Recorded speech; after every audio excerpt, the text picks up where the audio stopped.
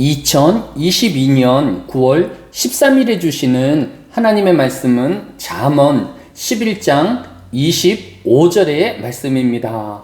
구약성경 잠언 11장 25절의 말씀을 봉독합니다. 구제를 좋아하는 자는 풍족하여질 것이요 남을 윤택하게 하는 자는 자기도 윤택하여지리라. 아멘. 예배의 마지막 순서는 축복 기도 또는 줄여서 축도라고 합니다. 이 축도는 하나님이 지정하신 사람인 목사가 하나님의 복을 성도 한 사람 한 사람 위에 임하기를 선포하는 것입니다. 교회의 헌법 중 정치편에서는 축도는 누가 할 수 있는가? 축도는 하나님의 백성을 위하여 권위 있게 강구하여 선포하는 것이니 목사가 할 것이요 강도사나 장로 등 다른 직원은 하지 않는 것이 합당하다라고 하였습니다. 또 평신도도 믿음의 형제 자매를 위하여 기원은 할 수 있지만 축도는 할 수 없는 것입니다. 그러면 하나님께 드려지는 예배에 왜 축도가 예배의 순서로 들어가 있는 것일까요? 민수기 6장 22절에 여호와께서 모세에게 말씀하여 이르기를 아론과 그의 아들들에게 말하여 이르기를 너희는 이스라엘 자손을 위하여 이렇게 축복하여 이르되 라고 하였습니다. 하나님께서는 번제와 제사를 위해 즉 예배하기 위하여 모인 모든 이스라엘 백성에게 이렇게 축복하라고 명령하신 것입니다. 이어서 민수기 6장 27절에는 그들은 이같이 내 이름으로 이스라엘 자손에게 축복할지니 내가 그들에게 복을 주리라고 하였습니다. 즉 축도하여 하나님의 복을 빌면 하나님께서 이 복을 주시겠다고 약속하고 있는 것입니다.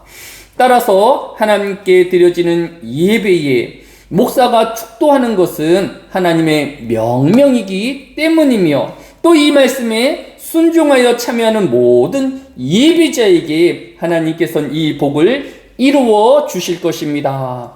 따라서 성도는 예배의 처음 순서부터 마지막 순서인 축도까지 경건함과 진심의 마음으로 참여해야 할 것입니다.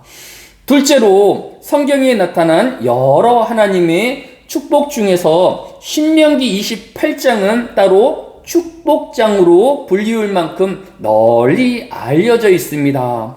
그중 신명기 28장 12절은 여호와께서 너를 위하여 하늘의 아름다운 보고를 여시사 내 땅에 때를 따라 비를 내리시고 내 손으로 하는 모든 일에 복을 주시리니 내가 많은 민족에게 꾸어줄지라도 너는 꾸지 아니할 것이요 라고 하였습니다.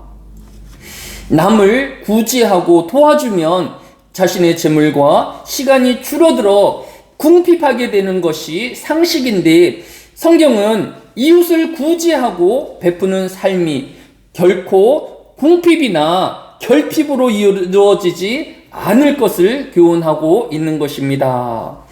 더욱이 오늘 본문인 잠언 11장 25절은 구제를 좋아하는 자는 풍족하여질 것이요 남을 윤택하게 하는 자는 자기도 윤택하여지리라고 하였습니다. 즉 구제와 베푸는 삶의 성도는 더 풍족한 삶을 또 윤택한 삶을 살게 될 것을 말씀하고 있는 것입니다. 지나간 추석 명절이 그러해야 했습니다. 나누는 추석이어야 했으며 또 구제하는 추석이어야 했습니다. 이후로 다가올 설 명절과 이후의 모든 하루하루가 베푸는 성도의 삶이 또 구제하는 성도의 삶이 되어야 할 것입니다. 오늘 하루도 하나님 앞에 산 제사의 하루가 되어지기를 주의 이름으로 축원합니다. 또 이 하나님의 복된 약속이 매일매일 이루어져서 풍족한 삶을, 또 윤택한 삶을 살게 되어지는 저와 여러분의 기적 같은 하루 되어지시기를 주의 이름으로 기도합니다. 사랑이 많으신 아버지 하나님, 이 한날에도 하나님께서 우리에게 복을 명하여 주시며 우리가 이 복을 누리고 살게 될 터인데 우리의 삶을 통하여 구제하게 하여 주시고 나누는 삶이 되어서 하나님의 더 풍족한 삶이 되어지고 윤택한 삶으로 더 많은 구제와 나눔이 있게 하여 주시기를 원합니다.